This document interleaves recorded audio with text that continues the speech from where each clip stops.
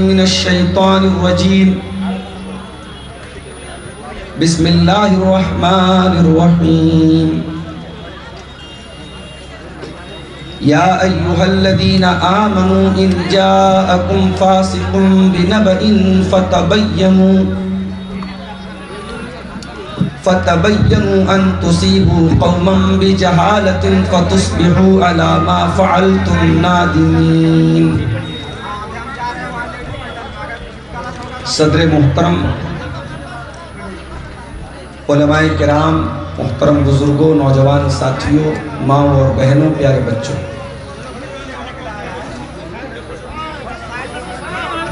وقت بہت کم ہے، میں زیادہ دیر آپ کے درمیان رک نہیں سکتا۔ میں پٹنہ سے بائی کار آپ کے بیچ میں آیا ہوں اور اسی کار سے پٹنہ جانا ہے۔ پٹنہ سے 3 بجے میری ٹرین ہے بنارس کے لیے، صبح 8 بجے مجھے مدرسہ جوائن کرنا ہے، کلاس کرنا ہے۔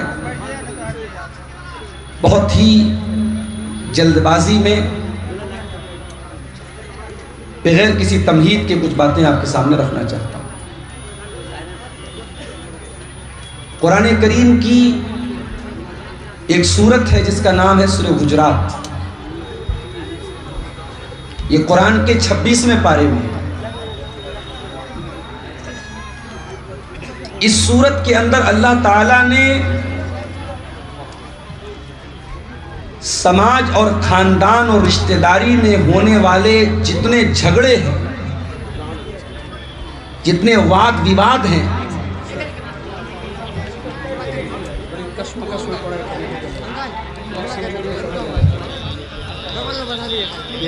پرسنل رکھتے جب میں یا آپ بتا دیں لاسٹ میں۔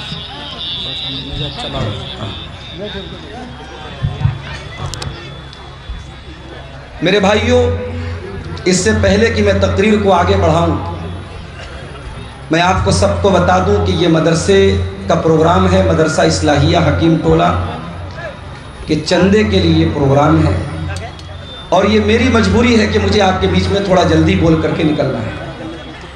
تقریر کے آخر میں 5 منٹ میں بیٹھا رہوں گا۔ آپ حضرات جو بھی کلیکشن اس مدرسے کو دینا چاہتے ہیں، اگر آپ مجھ سے محبت رکھتے ہیں، میرے ہاتھوں سے آپ دے دیں۔ مدرسے والوں کی طرف سے یہ پیپر آیا ہے، ٹینشن میں ہے وہ لوگ، اور آپ جانتے ہیں کہ جس کو پردھان وقتہ کے طور پہ بلایا جاتا ہے عام طور سے اس کو لاسٹ میں ٹائم دے۔ بسم اللہ کیجیے سر۔ بسم اللہ، اللہ قبول فرمائے۔ آپ تقریر بھی سن لیجئے، آخر میں 5 منٹ 10 منٹ کلیکشن کے لیے خاص کروں گا، لیکن ہمارے پاس وقت بہت کم ہے۔ 10:30 بجے ہم کو نکلنا ہے، 300 کلومیٹر پٹنہ جانا ہے بائی روڈ، وہاں سے پھر ہمارا آگے کا سفر۔ تو اللہ تعالیٰ نے خاندان میں ہونے والے جھگڑوں کا، یہ ہر گھر میں کچھ نہ کچھ جھگڑا لگا ہوا ہے۔ کہیں بھائی بھائی کا جھگڑا ہے، کہیں باپ بیٹے میں نہیں بن پا رہی ہے، کہیں پڑوسی پڑوسی سے جھگڑا کر رہا ہے۔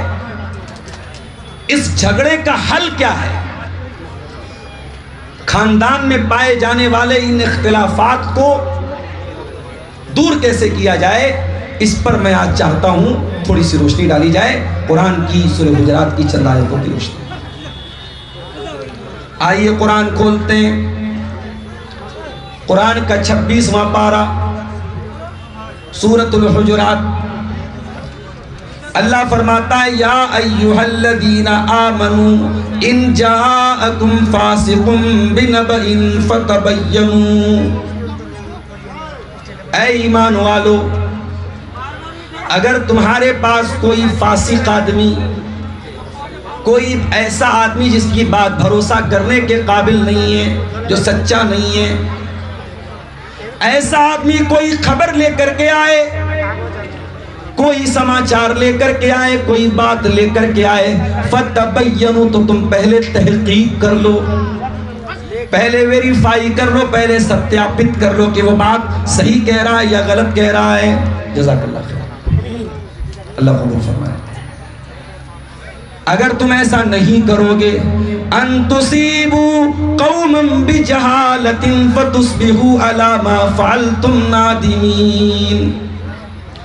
اے ایمان والو، اگر تم سنی سنائی بات سن کر کے کسی کے بارے میں کوئی ایکشن لے لو گے، کوئی عمل کر لو گے، نتیجہ کیا نکلے گا، انجام کیا نکلے گا کہ تم کسی قوم کو نقصان پہنچا دو گے اور بعد میں تمہیں شرمندہ ہونا پڑے گا۔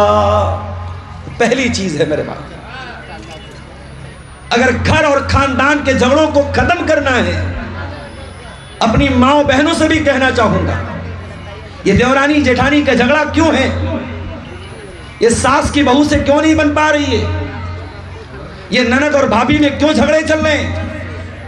کیونکہ عورتیں کان کی کچی ہوتی ہیں۔ نند کو پتا لگا بھابھی نے میرے بارے میں ایسا کہا، فوراً لڑنے لگی۔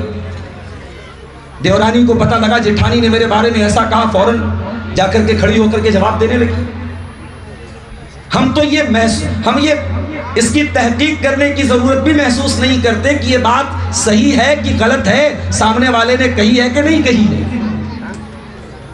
قرآن کہتا ہے یا ایھا الذین آمنوا ان جاءکم فاسق بنبأ، اے ایمان والو جب بھی تمہارے پاس کوئی فاسق آدمی کوئی خبر لے کر کے آئے، فتبینوا، اس کی تحقیق کر لیا کرو، اس کو جانچ لیا کرو، اس کو پرکھ لیا کرو۔ اسی لیے اللہ کے پیارے نبی کیا فرماتے ہیں، کفا بالمرء کذبا ان یحدث بکل ما سمع، سب سے بڑا جھوٹا انسان وہ ہے جو ہر سنی سنائی بات کو بیان کرے۔ ہر سنی سنائی بات کو بیان مت کیجیے۔ اور آج کے حالات، ہمارے انڈیا کے حالات، ہمارے ملک کے حالات بھی آپ اچھی طریقے سے دیکھ رہے ہیں۔ اتر پردیش میں بہرائچ میں دنگا ہوتا ہے، کئی لوگ اس دنگے میں ان کے مکانوں کو جلایا جاتا ہے، ان کی گاڑیوں کو جلایا جاتا ہے۔ کبھی آپ غور کر لیجئے گا میرے بھائیوں، کہیں پر بھی جب دنگے کی آگ بھڑکتی ہے، کیوں بھڑکتی ہے؟ فیک نیوز پھیلائی جاتی ہے، غلط خبریں پھیلائی جاتی ہے، ہندوؤں کو مسلمانوں کے خلاف بھڑکایا جاتا ہے، مسلمانوں کو ہندوؤں کے خلاف بھڑکایا جاتا ہے۔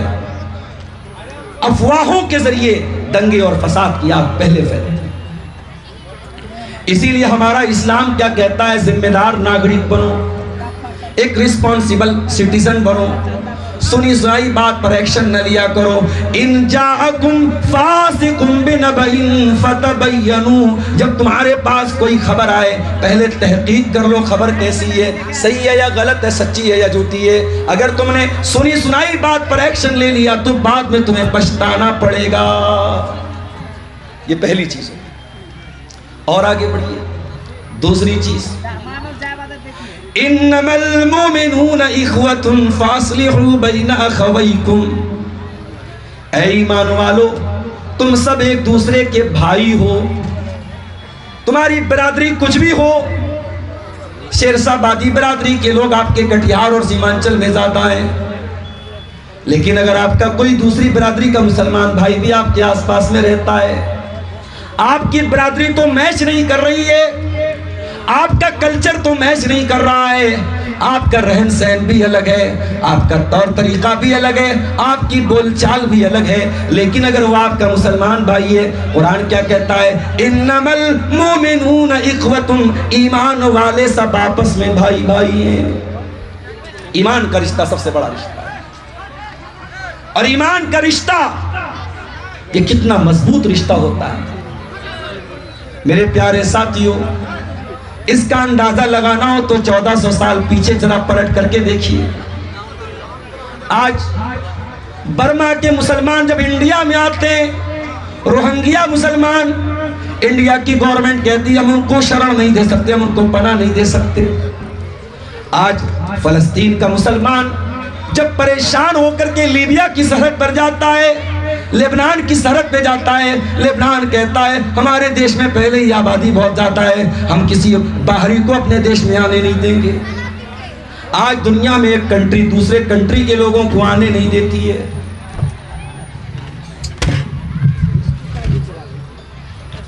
میرے پیارے ساتھیوں، 1400 سال پہلے جب مدینہ کے اندر مکہ کے صحابہ ہجرت کر کے مدینہ کے اندر پہنچے تو ذرا غور کیجئے، اللہ کے پیارے نبی نے ہاتھ اٹھا کر کے نام لے لے کر کے آپ نے مدینہ کے انصاریوں کو مکہ کے مہاجرین کا بھائی بھائی بنا دیا۔ میرے پیارے ساتھیوں، کوئی خون کا رشتہ نہیں ہے،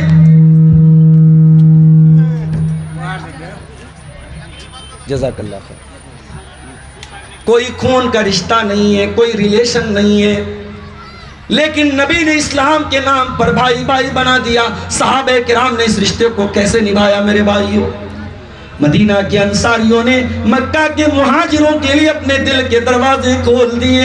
حضرت عبد الرحمن بن عوف آتے ہیں مکہ سے ہجرت کر کے، اللہ کے نبی کہتے ہیں اے عبد الرحمن، ہم آپ کا بھائی بنا رہے ہیں۔ مدینہ کے انصاری صحابی حضرت سعد بن ربی کو، سعد بن ربی مدینہ کے، عبد الرحمن بن عوف مکہ کے ہیں، یہ مہاجر ہیں، یہ انصاری ہیں، اللہ کے نبی نے بھائی بھائی بنا دیا۔ عبد الرحمن آتے ہیں، حضرت سعد کہتے ہیں عبد الرحمن، آج نبی نے آپ کو میرا بھائی بنا دیا ہے، اور یہ رشتہ میرے نزدیک خون کے رشتے سے بڑھ کر کے ہے۔ اے عبد الرحمن، میرے پاس کھجوروں کا باغ ہے، میں کھجوروں کی کھیتی کرتا ہوں، میں کھجوروں کا باغ میرے پاس ہے۔ اے عبد الرحمن، آج کے بعد کھیتی میں کروں گا، محنت میں کروں گا، جو پیداوار ہوگی آدھی تم لے لینا، آدھی میں لے لوں گا۔ اے عبد الرحمن، یہ گھر میرا ہے، ایک آدھا حصہ تم لے لینا، آدھا میں لے لیتا ہوں۔ اے عبد الرحمن، میری 4 بیویاں ہیں، تم کسی ایک بیوی کو پسند کر لو، میں طلاق دے دیتا ہوں، عدت گزرنے کے بعد تم شادی کر لینا۔ یہاں پہ رشتہ ملنا تمہیں مشکل ہے، شادی ہونا تمہارے لیے مشکل ہے۔ اے عبد الرحمن، میں گھر دینے کو تیار، میں کاروبار دینے کو تیار، میں تمہاری شادی کرنے کو تیار ہوں، کیونکہ تم میرے بھائی ہو۔ عبد الرحمن کہتے ہیں اے سعد بن ربی، اللہ تیرے مال میں برکت دے، تیرے پریوار میں برکت دے، تیرے اہل و عیال میں برکت دے۔ اے سعد بن ربی، مجھے تیری بیوی سے شادی نہیں کرنا، مجھے تیرا مال نہیں چاہیے، مجھے تیرا گھر نہیں چاہیے، میں تو بزنس مین آدمی ہوں، میں تو کاروباری آدمی ہوں، مجھے مارکیٹ کا پتہ بتا دے، میں جا کر کے بازار میں بزنس کروں گا۔ یہ تھے صحابہ کرام، ایمان کا رشتہ ان کے نزدیک سب سے بڑا رشتہ۔ آپ کے بہار سے سٹی ہوئی بارڈر ہے آسام کی، اگر آسام کے مسلمانوں کے اوپر کوئی ظلم و ستم ہوتا ہے اور آپ کو ظلم و ستم کو دیکھ کر کے آپ کی آنکھوں میں کوئی آنسو نہیں آتا اور آپ کے دل میں کوئی درد محسوس نہیں ہوتا، میرے پیارے ساتھیوں، آپ کو اپنے ایمان کی خیر منانی چاہیے۔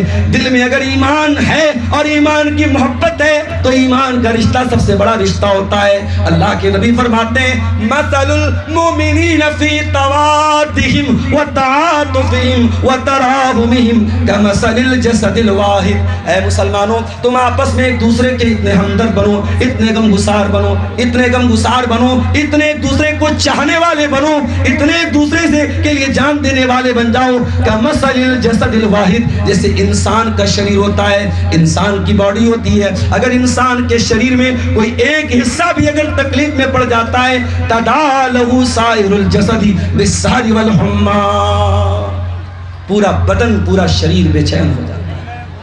جیسے شریر کا انگ اور بدن کا ہر حصہ دوسرے حصے سے کنیکٹڈ ہے، جڑا ہے، اے مسلمان تو اپنے دوسرے مسلمان بھائی کے ساتھ ایسے ہی جڑا ہوا تجھ کو رہنا چاہیے۔